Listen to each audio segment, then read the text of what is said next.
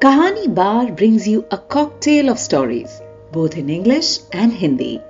I am Richa, and today's story is from our segment Waking Dreams by Neerja K. This collection of short stories was born somewhere between truth and the unknown, between dreams and waking up. And today we have for you Maya's Blind Date. Maya dragged her unwilling heavy feet towards her home. She was sad that the work days at the office seemed to go by fast. She was happy to be in the office. These days she just didn't want to go home. There was no one waiting for her there. It was a large, empty house and not a home anymore. She did not want to enter that house without the aroma of the lovely cakes baking in the kitchen, her granny fussing over her snack and eagerly waiting to know everything that had happened at her office. On other days, she would be met with a cold sprinkler that granny would suddenly point towards her while watering those beautiful hydrangeas, and their laughter would echo through the sprawling garden. Granny would say cheerfully, "Tomorrow is Sunday. Let's cycle down to the lake for a quiet picnic. I'd love to read my book sprawled on the grass by the lake under the weeping willow. What do you say?" Now, there is no granny. She also left like her parents did over 2 decades back. Maya was just 4 years old then. Maya, what a beautiful name it was that her grandmother had given her when she was born. It sounded so soft and musical. Maya felt so mystic and sweet to the ears. She too had loved her name during her growing years. However, she had never bothered to ask for its meaning from her grandmother. And now she can't. A wave of nausea rose within her, and along with that, the shadow of sadness and loneliness engulfed her. She could barely manage to keep her steps straight. It's been a month since Granny had quietly passed on in her sleep. Maya had felt cheated.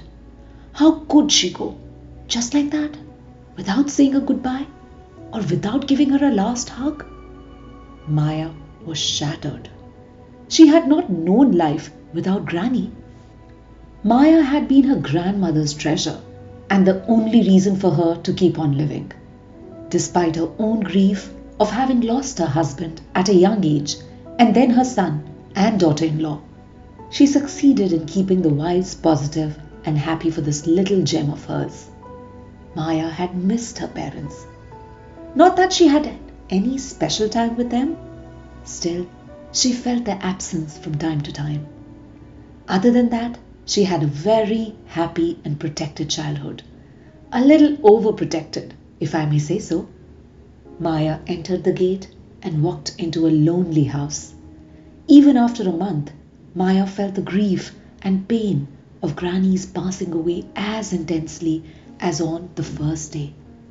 A good part of her had died with Granny. She hated to be alone, and yet she did not meet whatever few friends she had. Her phone kept ringing, but she did not feel like answering.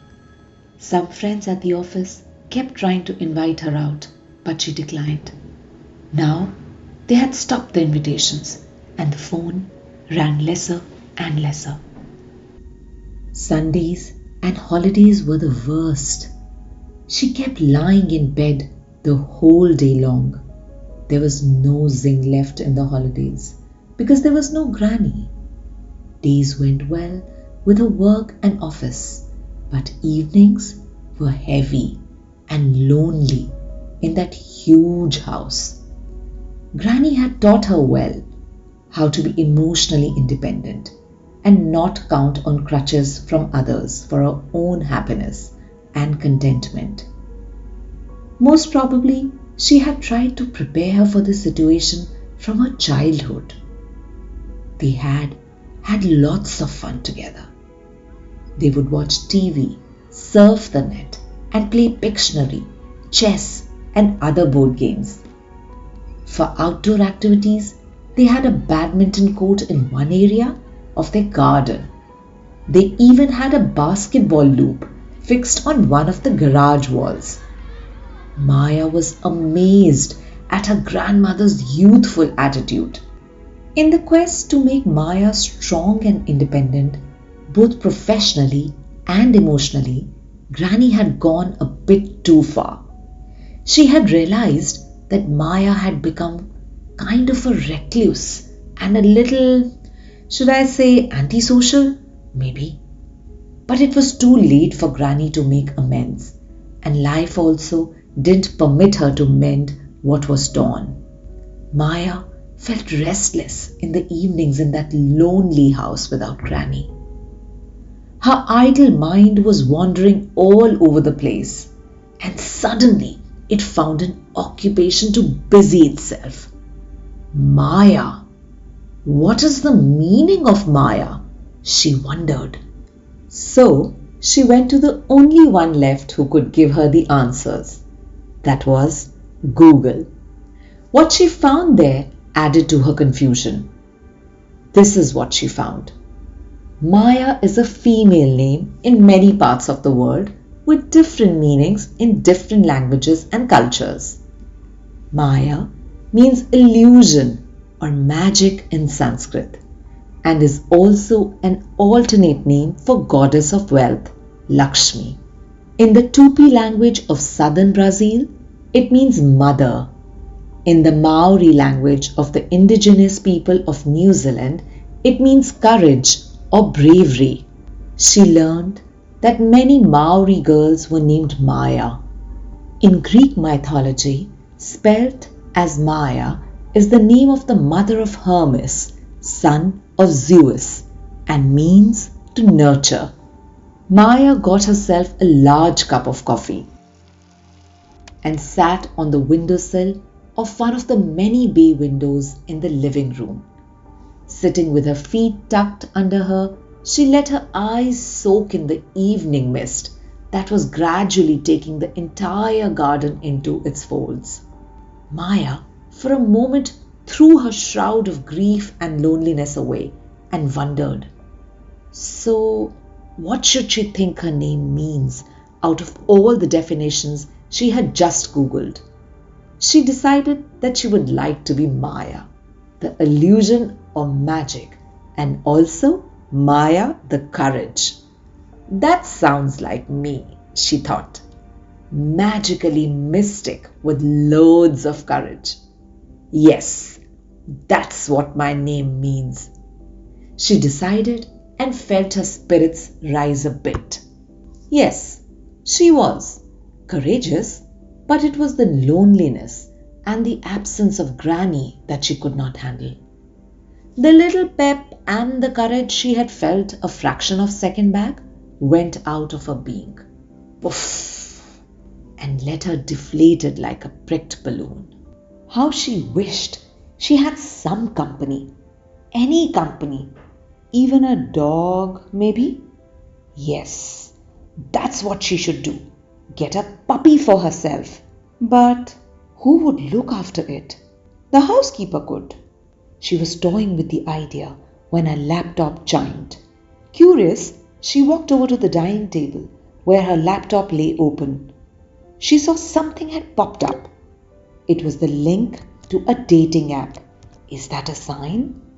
A sign from Granny? She wondered. She convinced herself that it was. Maya wondered and smiled sadly at the large portrait of Granny that was up on the wall, right in front of her. She felt Granny was nudging her. Let's see what comes of it. Go ahead, click on that link. She sat down and clicked on the link just out of curiosity.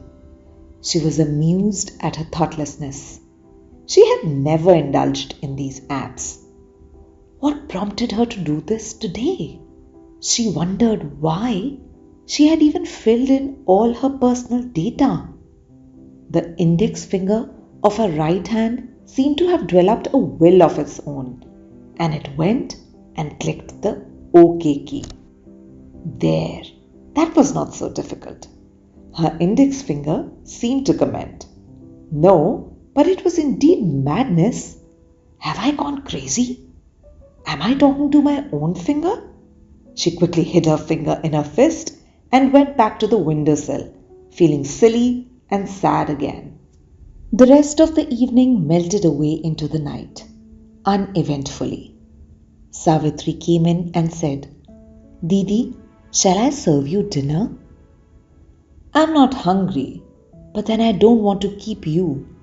Just give me a little dal chawal in a thali and leave it on the dining table. You can then go to your quarters, and I will eat in a while. Maya, baby, how long are you going to be like this? You must come back towards life again.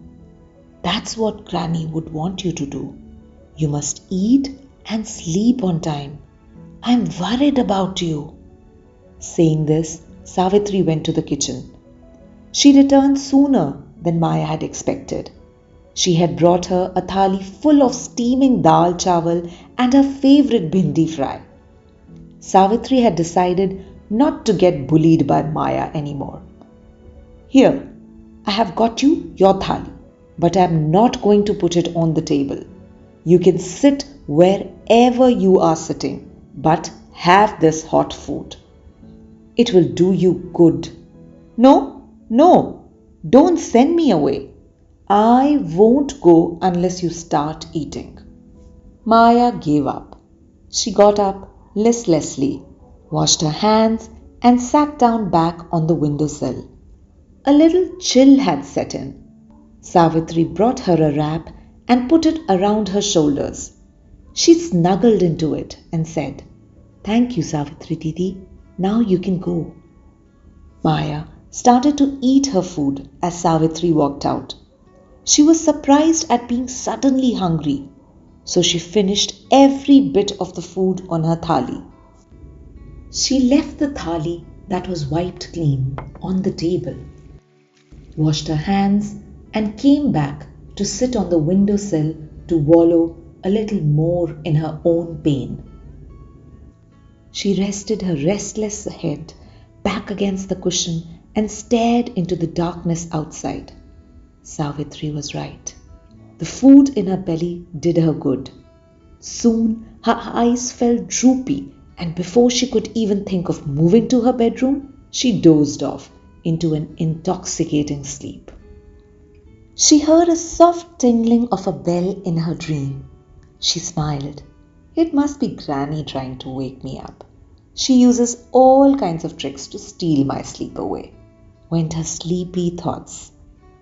The tingling now turned into a loud ping, ping, ping. She opened her sleep-laden eyelids. Finding her bearings, she looked around and realized that she had fallen off to sleep, sitting on the windowsill. She squinted and rubbed her eyes lazily. She looked around for the source of the sound. It was a laptop that was still open on the dining table, pinging away. She waded to the table and sat down in front of her laptop. To her amazement, she saw her chat box with a bunch of messages, and that was the explanation of the continuous pinging sound. Who could it be? In utter disgust, she sat down and typed, "Who is this?" Pat came the reply, "A decent guy." And a string of messages started to and fro.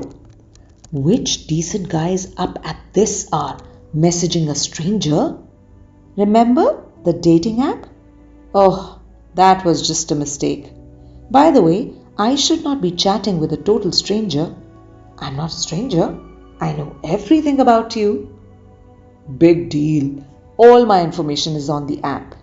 Yes, all that, and also what is not declared there. I know how lonely you have been lately after Granny passed on. Wait a minute. How do you know all this? Do I know you? I know you. You don't know me.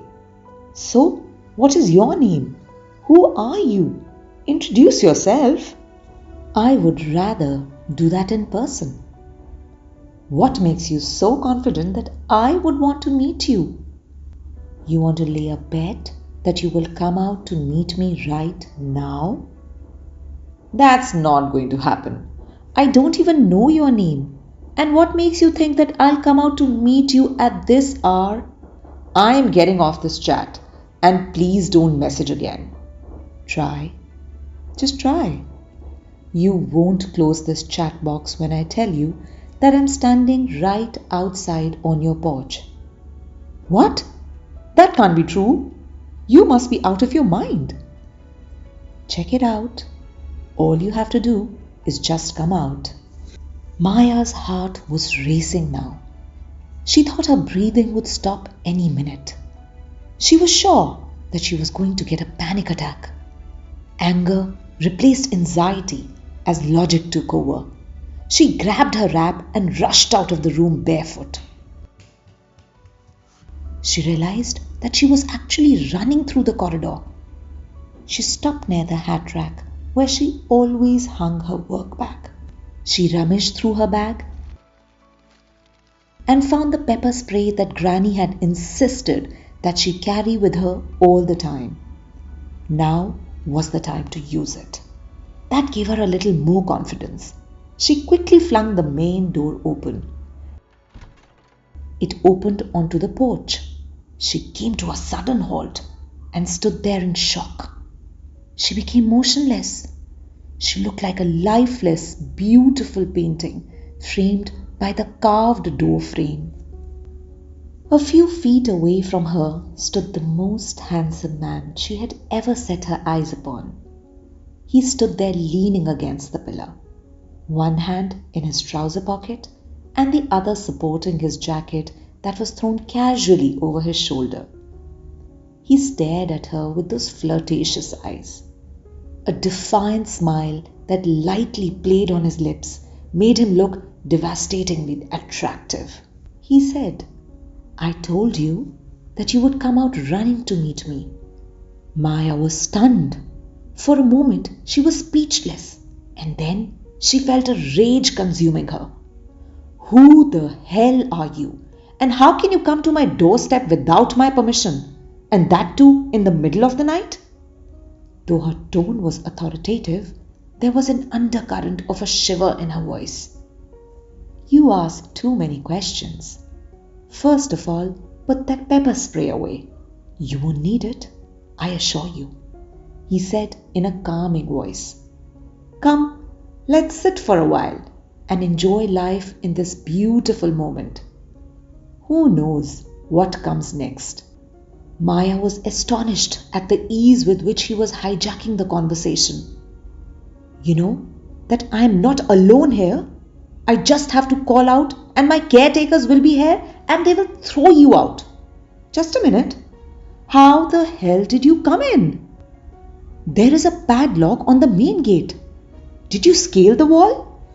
He came close, held her hand and said, "Maya, Maya, I did no such thing, and I cannot even think of harming you.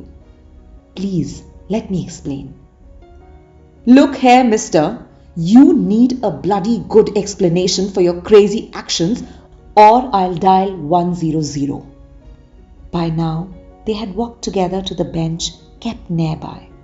He held her by her shoulders and made her sit on the bench.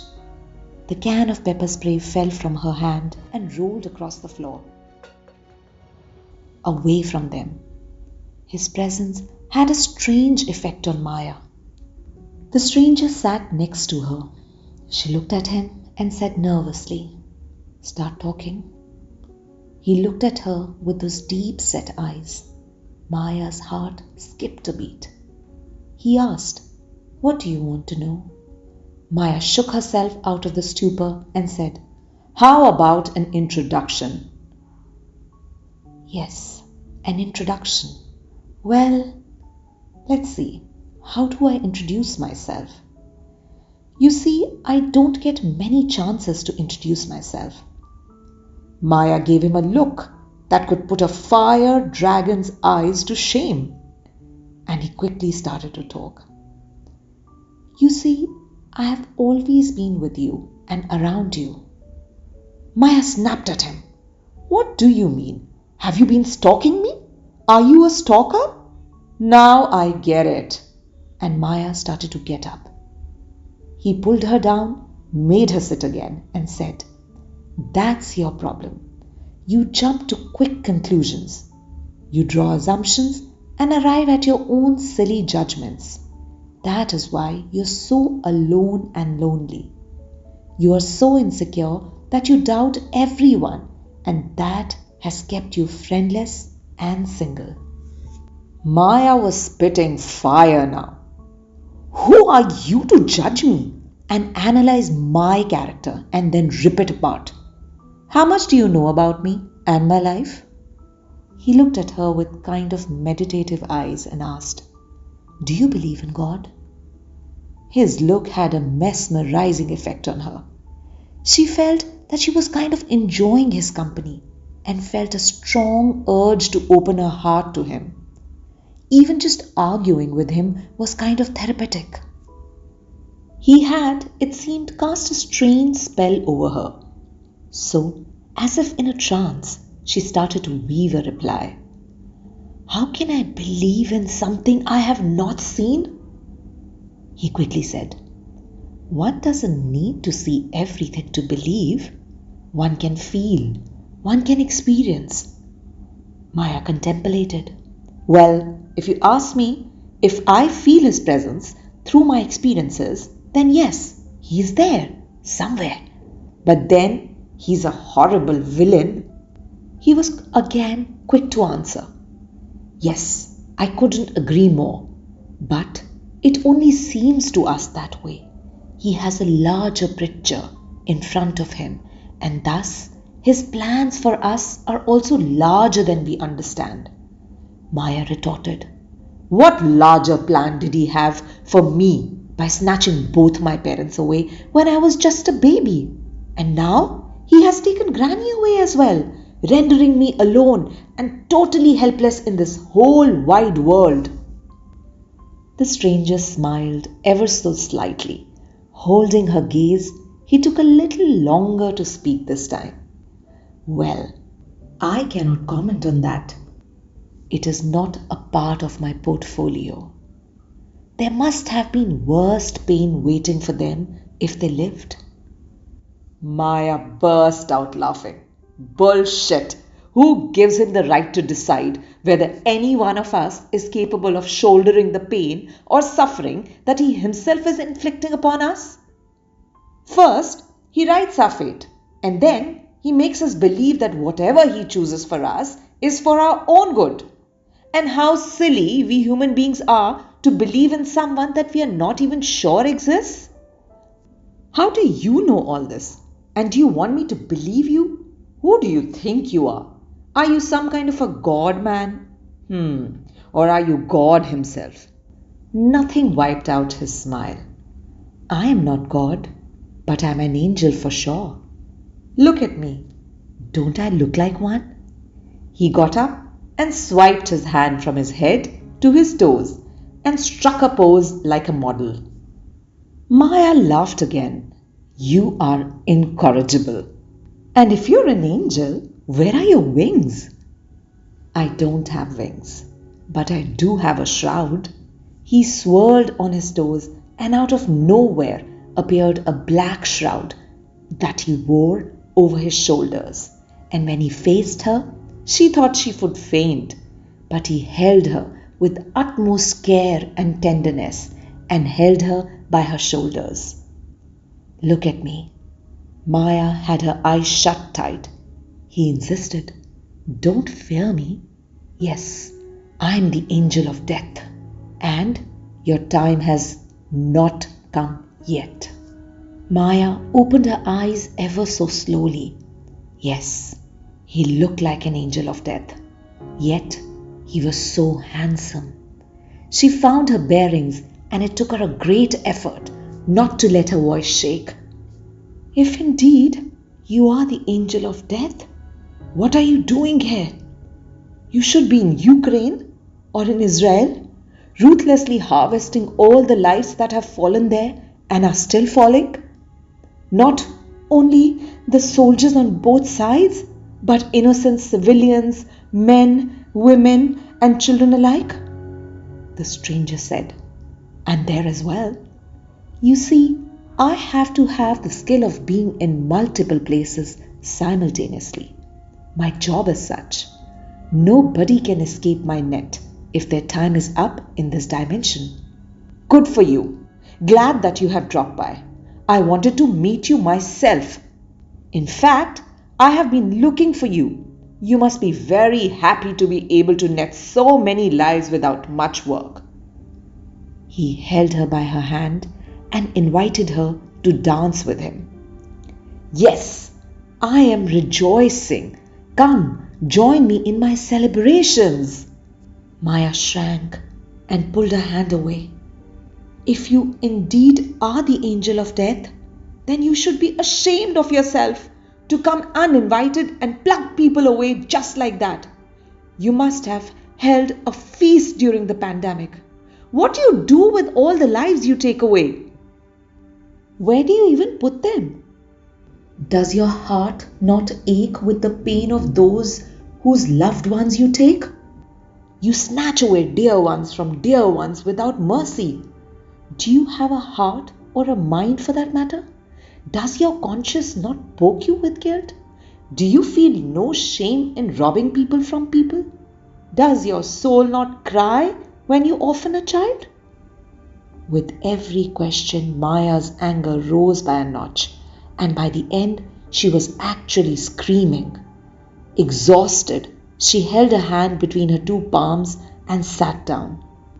The stranger, nay, the angel of death, said pensively, I am the most hated one. I know, but I am just doing my job, like everyone else. Mind you, I do it well even if I am overworked. I do not complain. I am on call 24/7. No Sundays and no holidays. Admire me, for I have kept my schedule this way from time immemorial.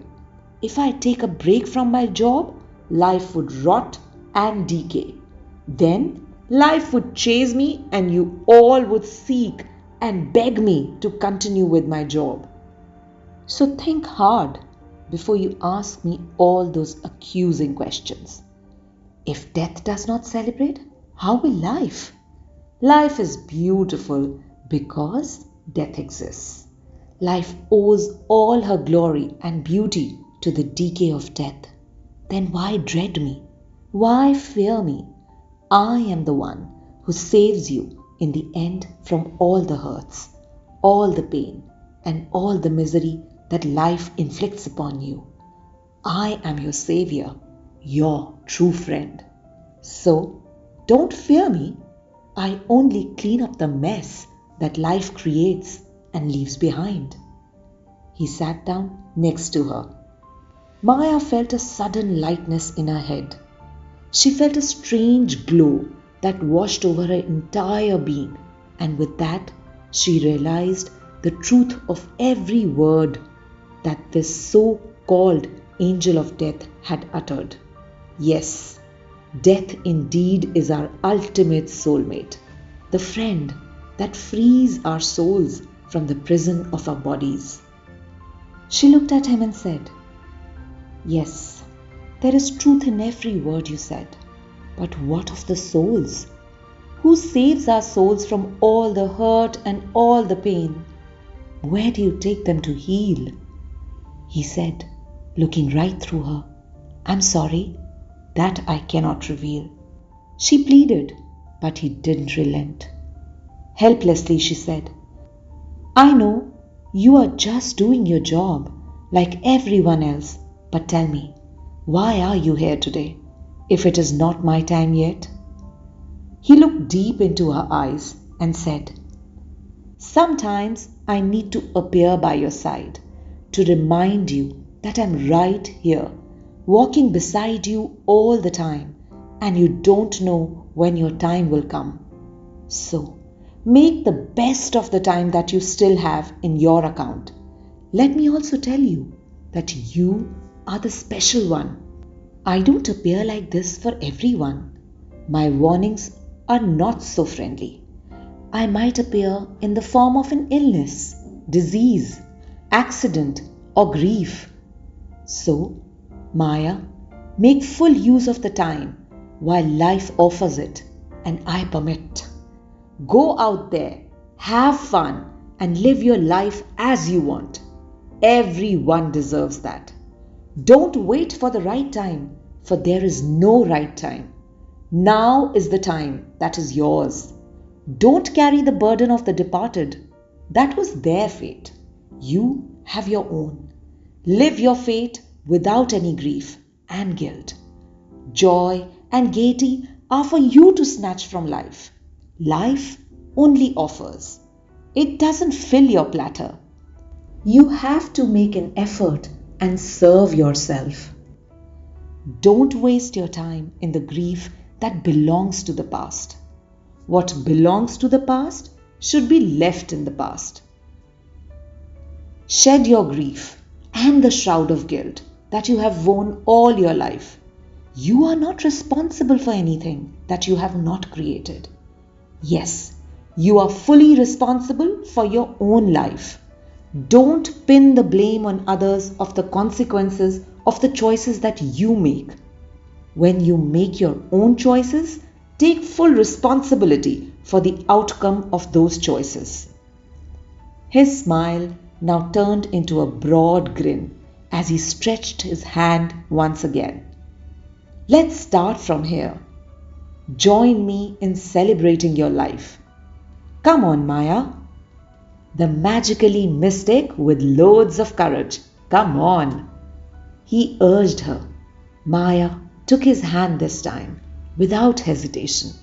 She returned his smile as she joined him in his dance. She understood that life was a gift that needed to be cherished, and that death was not after all ugly. The angel of death snapped his fingers, and music came alive in surround system, and they danced into the night. How long? Maya had no idea, but she knew her life had changed forever with that one blind date. This is Richa signing off. Take good care of yourselves till I'm back with the next story.